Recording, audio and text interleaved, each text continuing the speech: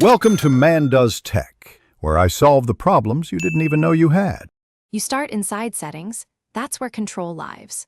Open Display or Wallpaper immediately and check whether a built-in wallpaper manager or a third-party launcher is active. This matters because removal steps differ. Once done, confirm your phone model and Android version in About Phone so you can follow exact menu names. Make sure to back up the image if you want it later. Now tap Wallpaper and locate the current image. You're ready to remove the wallpaper source rather than just changing it. You now remove the actual source. If the system shows a Remove or Delete button, use it. That eliminates the wallpaper immediately. If the wallpaper was set from Gallery, open Gallery and delete the image or move it to a hidden album.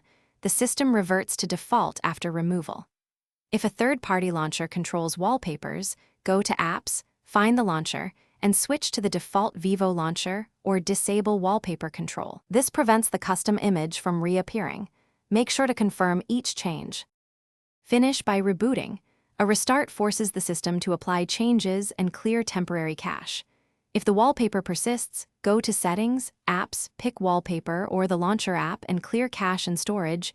You'll remove any cached image pointers. Make sure to test by setting a plain default or solid color.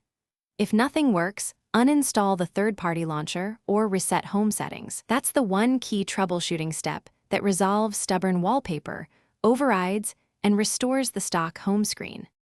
Thanks for watching. If you found this helpful, don't forget to like and subscribe.